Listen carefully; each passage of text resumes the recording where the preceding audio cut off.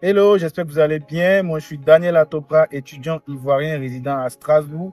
Vous êtes dans mon émission Micro de la diaspora, plus précisément dans la rubrique étudiant de la diaspora. Aujourd'hui, j'ai à mes côtés un jeune homme courageux avec plein d'ambition qui est aujourd'hui président de l'amicale des élèves et étudiants ivoiriens de Strasbourg. Donc, à travers cette interview, ce podcast, vous allez découvrir ce monsieur qui est vraiment plein d'ambition. C'est-à-dire, on va rentrer un peu dans sa vie en tant qu'étudiant et aussi dans sa vie en tant que président de l'association des étudiants ivoiriens à Strasbourg. Également, nous sommes heureux de vous accueillir aujourd'hui sur notre plateau, voilà, du micro de la diaspora. Et on aimerait vraiment apprendre beaucoup sur vous aujourd'hui et permettre aussi à ceux qui nous regardent d'en savoir beaucoup plus sur vous. Bonjour à tous. Je tiens dans mes propos liminaires à dire que c'est un plaisir pour moi de pouvoir faire cette émission avec vous. C'est une occasion pour moi de mettre un peu la lumière sur mon humble personnage. Je suis Steven Gouron, étudiant en master de droit d'environnement, parallèlement inscrit aussi dans un DU pollution, nuisance et résilience à l'Université de Strasbourg. Par ailleurs, je suis le président de l'amicale des élèves et étudiants ivoiriens de Strasbourg, en abrégé AMIC. Voilà, je suis président depuis, je crois, octobre 2024. C'est un peu ça ma présentation de manière générale. Ok, ouais, je pense qu'à travers votre présentation, on a plus ou moins un petit aperçu de la personne que vous êtes.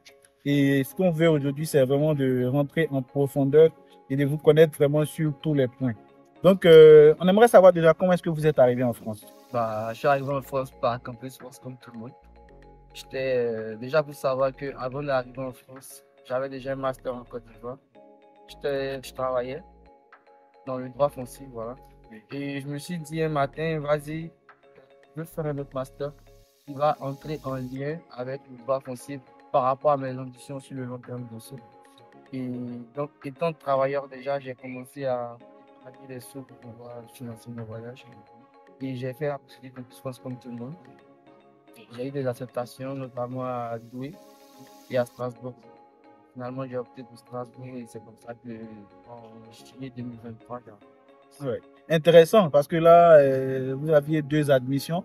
Et pourquoi est-ce que votre regard se portait spécifiquement sur la ville de Strasbourg? il faut dire que la première chose qui a influencé mon choix, j'ai d'abord regardé les maquettes des masters. J'ai d'abord regardé les maquettes des masters d'ailleurs. Ouais. Et à Douai, j'étais accepté direct en Master 2. À Strasbourg, j'étais accepté en Master 1. Après, je me suis dit, déjà au niveau des maquettes, là-bas, c'était plus du contentieux, c'était plus des matières, si on veut, qui ont trait au procès. Voilà. Et être avocat ou juge, ça fait pas partie Pas trop de votre... Ouais. mes ambitions. Ouais. Ça, c'est pas trop pour moi. Et aussi, venir directement dans un M2, c'est que c'est un nouveau Un monde. autre système et tout, ouais, c'est intéressant. Je préfère me laisser un peu de recul, commencer en M1 et pour pouvoir m'adapter. Et après, les matières de Strasbourg que l'université de Strasbourg me plaisait particulièrement. Et aussi, faut pas concevoir la face Strasbourg comparée à Bruxelles, c'est pas, Ouais. Parce que c'est pas le même style. ouais, parce que, ouais, je crois la fac de droit fait partie de Strasbourg, fait partie des meilleures facs, en fait. Ouais, c'est Donc, la cinquième voilà, faculté de droit en France. Donc, il y a tout ça qui a influencé mon choix et je me suis dit, vas-y, let's go pour la capitale européenne. Et voilà quoi.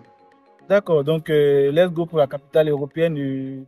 Quand vous étiez en train de venir à Strasbourg, est-ce que vous avez des connaissances? Comment ça s'est passé en fait vos débuts dans la ville de Strasbourg? Est-ce que ça a été aisé pour vous? Vous avez pu genre facilement vous adapter? Expliquez-nous un peu comment ça a été en fait vos débuts dans la ville de Strasbourg. Déjà, comme je disais, je suis arrivé en été, donc c'était encore les vacances, j'étais chez mes potes. Ouais. Et après ça, la rentrée c'est en septembre, donc fin septembre, je viens, bon, fin juillet, voilà. Je viens à Strasbourg sans logement. Ah ouais? Ouais. Sans logement parce qu'à Strasbourg, c'est la galère. C'est sûr, hein, c'est vraiment sûr. Voilà. Et de l'autre côté, j'avais une amie à Belfort, c'est pas loin de Strasbourg. Donc j'arrive à Strasbourg. On m'a dit, vas-y, arrive aux courses et essaie de montrer que tu n'as pas d'endroit où aller. Ouais, là, Donc déjà, on souligne que genre vos débuts n'ont pas été vraiment faciles en fait à Strasbourg. ouais. Donc, j'arrive à Strasbourg, je me repose. Je me dis, non, ça marche pas comme ça. Je dis, non, c'est ça. Du coup, ma pote, elle s'était déjà proposée pour m'héberger. Donc, ouais, je me stresse. Donc, comme ça, je prends mes valises, je pars à Belfort, c'est à 2 heures. Même, hein? Ouais, je vais à Du Belfort, chemin. je reste là-bas. Il faut savoir que les 2 premières semaines, je fais des allers-retours Strasbourg-Belfort matin, soir pour pouvoir faire mes cours. 2 heures aller-retour, ça fait 4 heures par jour, quoi. Ouais, Minimum. ouais, je fais des gens à 6 heures par jour à l'heure. Et Dieu merci, par le biais de cette amie-là et une autre amie, j'ai rencontré M. Diallo Sekou D'accord. qui, qui s'est porté volontaire pour m'héberger. Donc là, vraiment, vraiment Monsieur Diallo, c'est pour vous vraiment un grand merci, hein. Ouais, ouais. Il s'est porté volontaire pour m'héberger. Du coup, je suis resté chez lui, je crois, 1 ou 2 semaines. Et aussi, il m'a présenté aussi M. Ibrahim Chérif, l'ancien président de La métisse. Ouais. Donc, j'ai alterné entre les deux logements. Moi, j'étais chez lui. Et au bout d'une ou deux merci, j'ai pu avoir un chez moi. C'est un peu comme ça que mes débuts à Strasbourg. Ici, je crois que moi. Ouais. Donc, un début très difficile, hein, parce que quand on dit peut-être au pays qu'on vient en France et tout pour les études, les gens s'attendent à ce que bah, voilà, tout soit vraiment rose, tout se passe bien. Et voilà, malheureusement pour vous, vous arrivez, vous n'avez pas de logement et tout, et très compliqué, mais heureusement, vous avez pu vous en sortir. Et vos débuts déjà, genre à la fac, comment c'était et tout, votre première année à la faculté de droit de l'Université de Strasbourg, c'était comment? En vrai, ma première année à la fac 3, ça n'a pas été très compliqué. Ça n'a pas été très compliqué dans la mesure où je venais déjà d'un esprit où c'est un nouveau système. Il va falloir que je sois accepté pour accepter que je ne connais pas. Effectivement. Que je viens pour apprendre et ne pas hésiter à me rapprocher des gens. Ouais. Voir m'aider. Dieu merci, j'ai pas mal d'amis qui sont arrivés en France avant moi, des années avant, qui ont fait du droit aussi. Effectivement. Donc, ils m'ont un peu aidé quand même dans la méthode. Il y a des professeurs que j'allais voir pour pouvoir m'expliquer certaines choses. Donc, l'adaptation n'a pas été franchement compliquée. Mon premier semestre, je l'ai validé sans aller en rattrapage. Ouais, c'est super ça. Ouais. Donc, franchement, j'ai eu l'aide de pas mal d'amis pour m'expliquer certaines choses par rapport à la méthodologie. Ouais. Donc, en vrai, ma première année de master, elle est passée. Et la deuxième année ensuite. Pareil, la deuxième année, ça va, ça se passe bien. C'est vrai que j'ai un peu perdu la fibre des études, j'ai un peu du mal à étudier. Mais Dieu merci, ça se passe bien. Là, j'ai fini mes examens, j'ai fini mes... Je vais aller en stage et après ça, je suis terminé mon master et je vais lancer dans le monde de l'emploi. C'est bien. Donc là, on vient de découvrir plus ou moins la première facette de M. Steven Ngoran. Voilà, plus dans son domaine d'études et tout. Et déjà, on aimerait savoir à quoi est-ce que vous aimeriez en fait aboutir. C'est quoi votre projet professionnel? Voilà, en fin d'études, dans quel domaine précis du droit aimeriez-vous en fait exercer?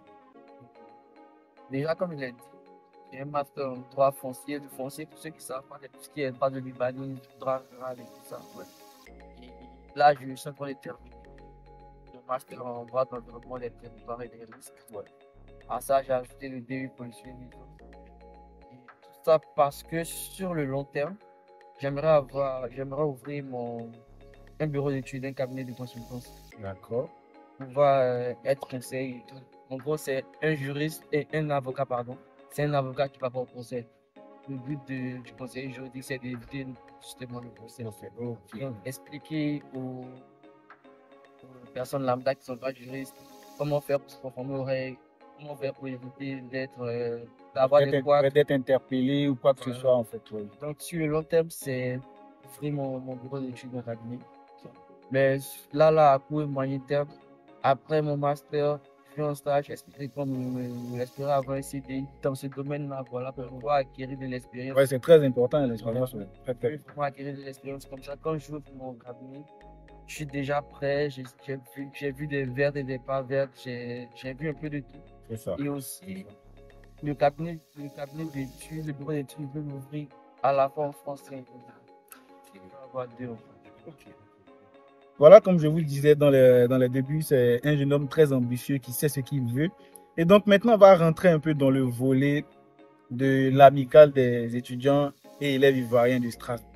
Parce que vous voyez un jeune homme qui arrive à Strasbourg, début très difficile, mais au finish, il s'en sort et il se dit, bah voilà, je veux en tout cas faire quelque chose, apporter une touche plus ou moins à l'association des étudiants ivoiriens à Strasbourg. Donc il décide de se porter genre candidat. Et on va essayer de savoir comment est-ce que l'idée de devenir président, voilà, de l'Amétis, vous êtes venu en tête déjà.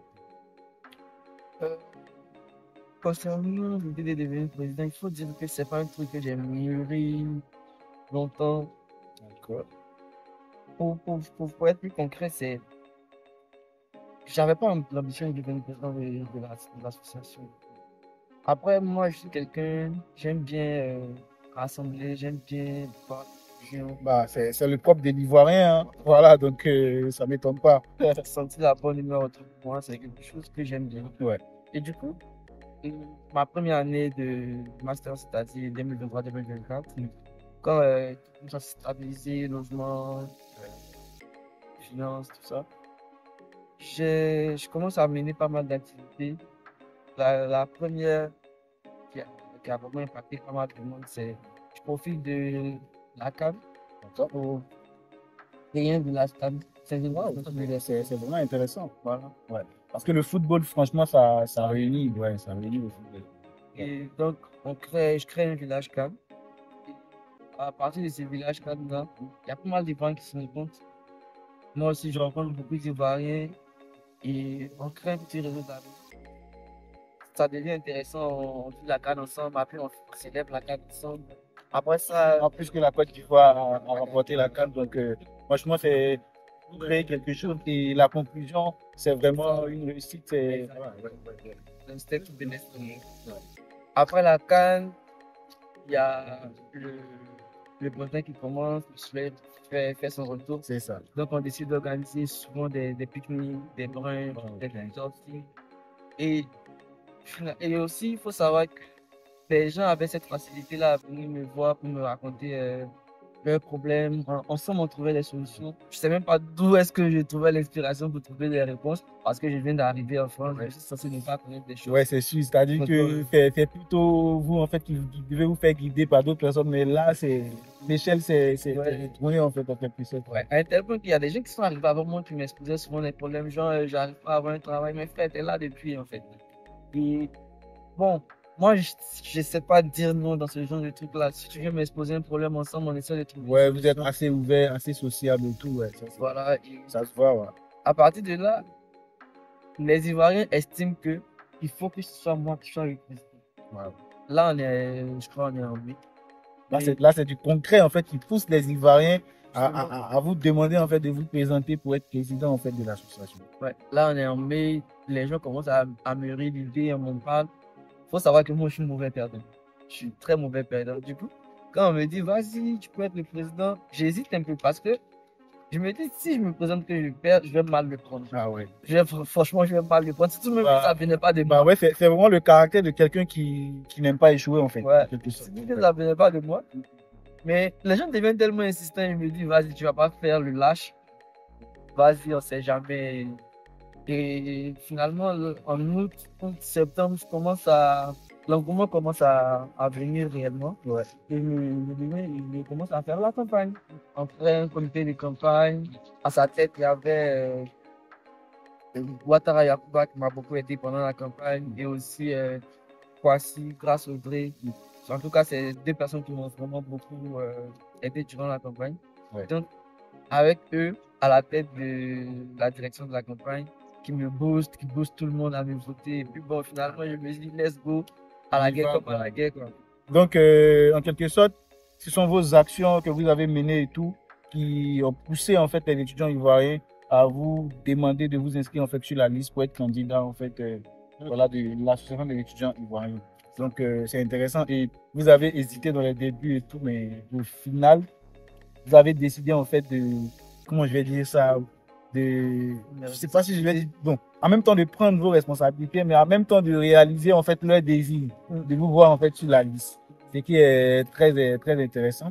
Donc, à la suite de ça, après, genre, la campagne et tout, comment ça se passe, les élections? Après la campagne, les élections, on était censé être deux candidats. On était censé être deux candidats.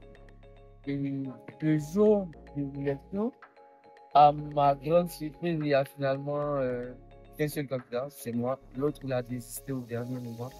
Au dernier moment, pardon. Je ne sais pas pourquoi il a désisté, mais il a désisté. J'ai gagné les élections avec, je sais pas, 87% de voix. Ah ouais, énorme quand même, hein. C'est-à-dire que les gens, ils étaient vraiment avec vous. Ouais, ouais, ouais. Voilà. Donc, je sais plus si c'était le 24 ou le 27 octobre.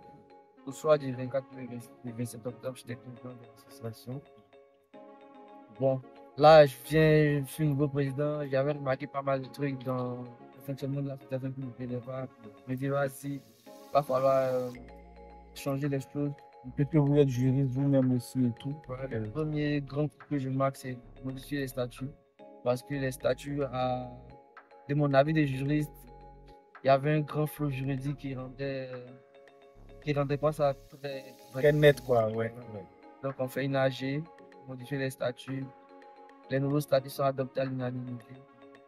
Ça passe tranquille. Aujourd'hui, Excusez, mais moi, je vais vous ramener un peu en arrière. En fait, au soir du 27 octobre, comme vous avez dit, quand vous êtes élu président de la Métis, comment est-ce que vous vous sentez? Et je me dis que vous vous dites, attends, en fait, peut-être il y a un poids, je sais pas, je vais pas vous arracher les mots, mais je veux savoir, en fait, comment vous vous êtes senti, genre, face, en fait, à cette élection. euh, je dirais pas un poids, mais en gros, j'ai une phrase par exemple que j'aime dire souvent aux gens, genre c'est un trollage pour ceux qui connaissent, je sais pas. J'aime bien dire, mais jouer maintenant. En gros, ouais, je voulais. Bon, ouais, Tu es là maintenant. Vas-y, on te regarde, mais tu fais quoi en fait? Donc c'était plus ça, c'était en mode, vas-y, tu es président, assume tes responsabilités. Va falloir que tu partes en laissant Une bonne image. voilà, une bonne trace de ton passage en tant que président. Va falloir que tu marques le coup. Tu as fait, lors des campagnes, tu as présenté un programme, tu as présenté des activités. Ouais, il va falloir respecter le programme. Voilà, des objectifs clairs. Il va falloir que tu puisses les respecter, en tout cas dans la mesure du possible. Et ce que tu as critiqué avant, il ne faudrait pas que tu reprennes la même chose. les mêmes erreurs. Voilà, donc c'était plus ça, c'était plus le sentiment de il faut prendre tes responsabilités. Vous avez eu à organiser genre, des activités et tout, donc je vais vous laisser continuer sur ce point-là. Ouais, je disais. Après l'âge de modification des statuts, on organise des investitures.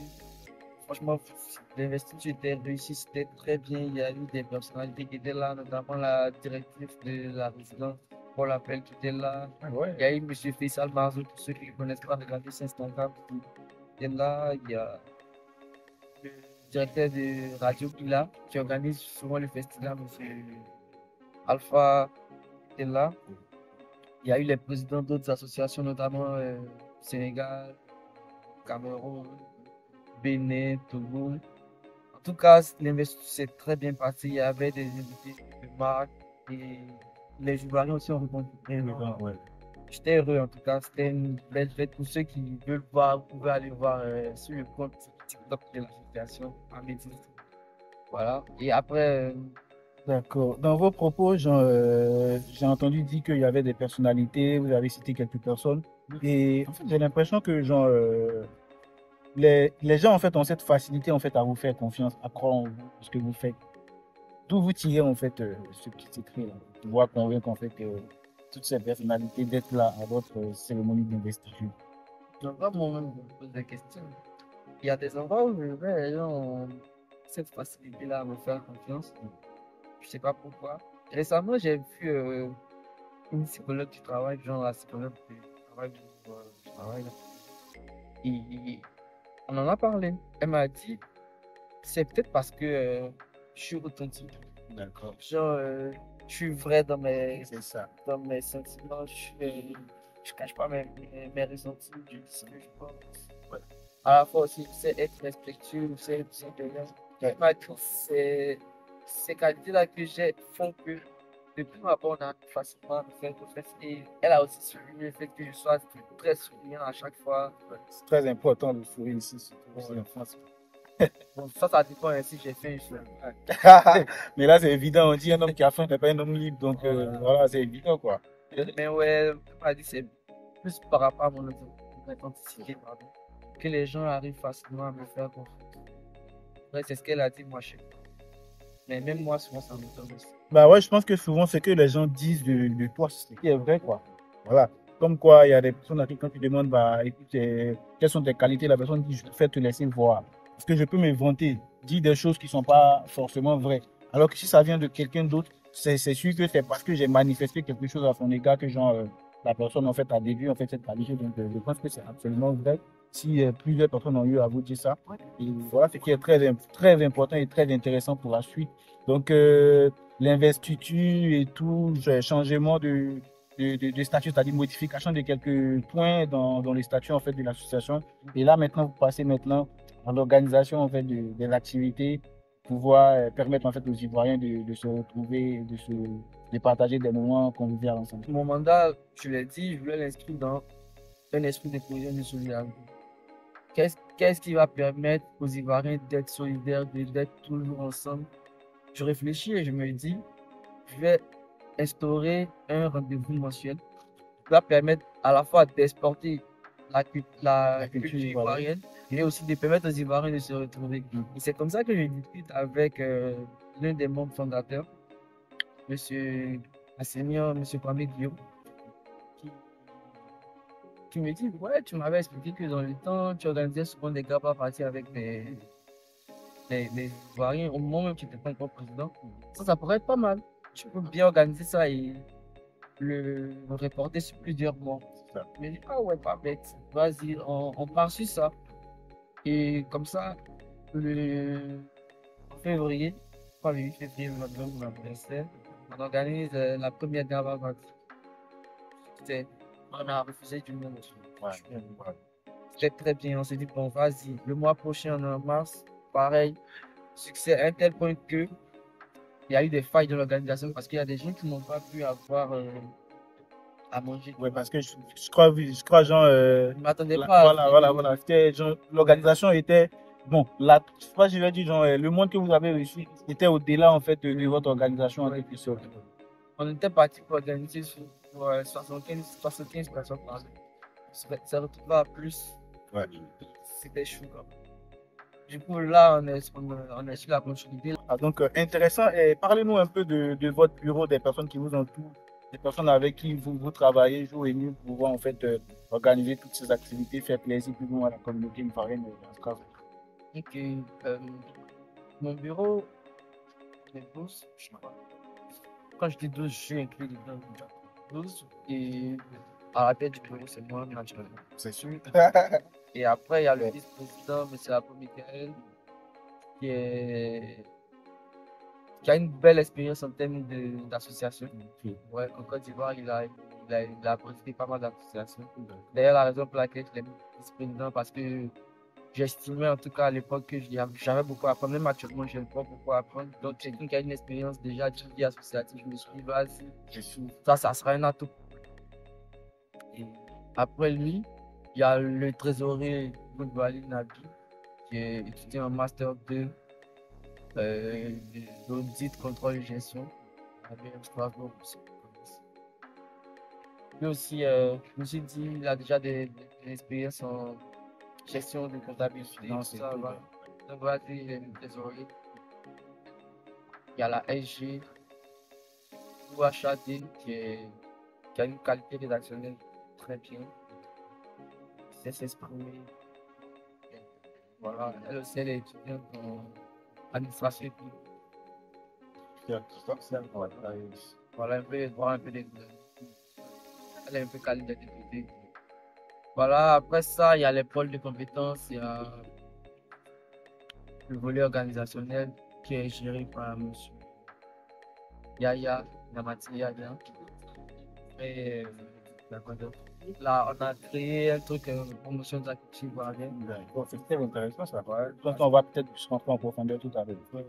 Parce on veut faire un projet à la fin pour concrétiser le mandat qui est géré par Manila. Il vient avec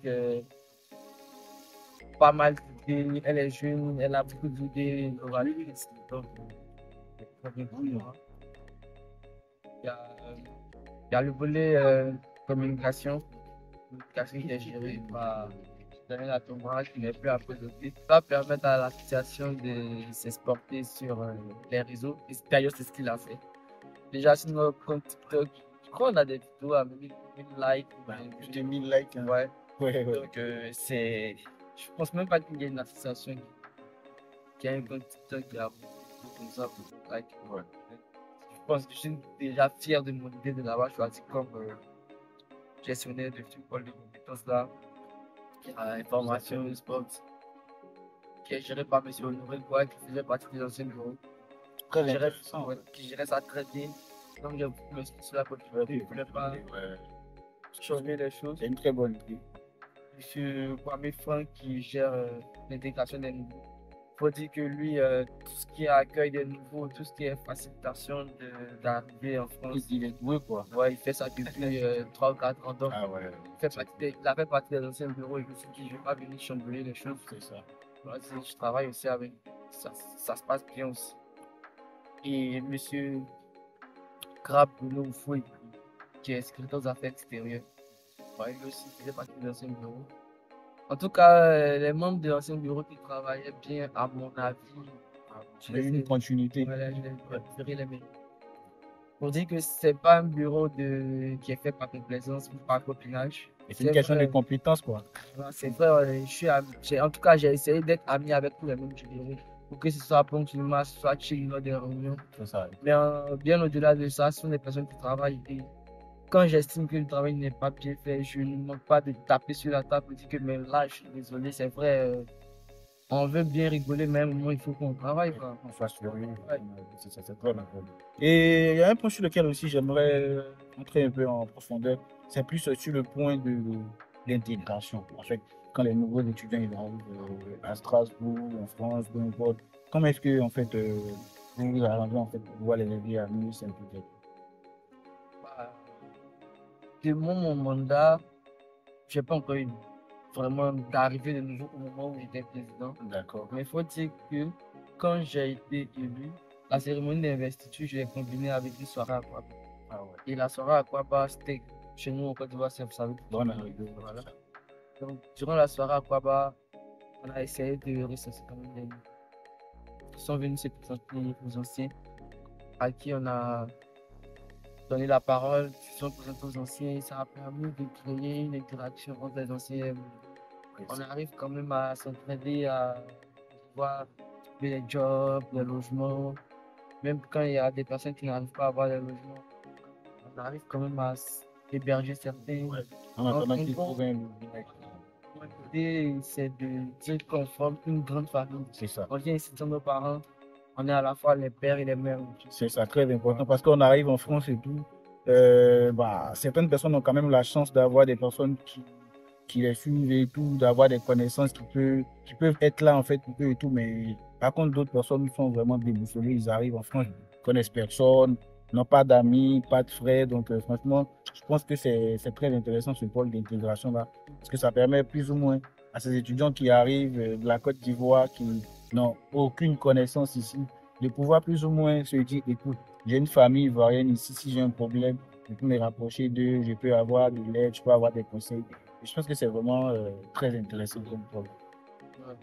Ouais. Comme l'association est aujourd'hui vulgarisée sur les réseaux, c'est plus facile de les contacter. Il y a des gens qui ont déjà eu l'acceptation à Strasbourg, contactent déjà, ouais, je vais venir à Strasbourg, comment ça se passe. Ouais. Déjà, on donne les infos. C'est ça, déjà avoir une idée de comment ça se passe et tout. Et ouais, c'est ça, être préparé en avance avant d'arriver à Strasbourg. Très intéressant. Et pour dire aussi que j'ai fait un guide pratique de bonne arrivée à Strasbourg pour savoir qu'est-ce qu'il faut faire quand on arrive, la déclaration. Oui, la validation du visa, parce qu'il y a vraiment une tonne de choses à faire quand on arrive, valider son visa, le numéro de sécurité sociale, la CP, tout ça. En tout cas, j'ai fait un guide que je partage. Je pense qu'on va vous aider à avoir ce guide-là pour les étudiants qui vont venir en fait l'année prochaine sur Strasbourg, pour que vous puissiez en tout cas faire votre intégration plus facilement, plus d'intégration administrative en quelque sorte. Ouais, très intéressant. Donc là, on a entendu dire que Monsieur le Président va aller en stage dans une autre ville et tout. Et comment est-ce que vous comptez combiner en fait les stages que vous partez faire et genre votre responsabilité de président de l'Amétis, vu que vous quittez temporairement Strasbourg? Bah, je l'ai dit tantôt, j'ai un bureau. J'ai un bureau, il y a des personnes qui travaillent dessus. Et bon, ces personnes-là vont assurer les clés. Déjà, au niveau de la province d'intérim, pardon, sera assurée par le vice-président de la Santé générale. On travaille ensemble, tu sais. Les pôles de compétences vont continuer à travailler comme il faut. C'est juste ma présence physique qui n'est plus là, Mais mais sinon, vous allez travailler comme d'habitude. voilà. Donc, notre échange tire à sa fin. On aimerait savoir si le président a des choses à dire ou peut-être on a dû peut-être oublier certaines choses, bon, certains points qu'on n'a pas abordés. S'il a en tout cas d'autres choses à dire ou à apporter en fait à ceux qui nous regardent. Pas grand-chose à dire. À part que la vie associative, j'ai remarqué que les Ivoiriens n'aiment pas trop se rapprocher des associations. En vrai, c'est bénéfique pour tout le monde. Tout le monde. Parce que déjà, ça évite d'être isolé. C'est ça, Ça très permet important. de rencontrer tout le monde. Ouais. Les moments où l'association organise des activités, ça te permet de reconnecter avec ta culture. Ça, franchement, c'est bien. Et aussi, quand tu as un problème, par exemple, l'association aussi, l'association te reconnaît en tant que membre. L'association peut t'aider. Par exemple, un problème de logement, un problème de job. Plein de problèmes administratifs. Voilà. Et surtout qu'en France, comme tu disais, il n'y a pas de parents que nous. Ça fait toujours plaisir de rencontrer un frère ivoirien, une soeur ivoirienne. Donc, après, vous n'êtes pas obligé d'être des membres très actifs. Mais rapprochez-vous de l'association dans vos différentes vies. C'est important. Ça, vous en tirez toujours le bénéfice. Franchement, c'est ce que je peux dire. Vous étiez dans l'émission Le micro de la diaspora, plus précisément dans la rubrique en fait, voilà, des étudiants en fait de la diaspora. Et je pense que vous avez beaucoup appris en fait à travers cette interview et tout. Et on vous exhorte franchement à nous suivre sur nos différents réseaux sociaux, à vraiment être focus sur la raison pour laquelle vous êtes venu en France et surtout de ne pas voilà, vous laisser distrait par quoi que ce soit. Je vous remercie et on se dit à très bientôt.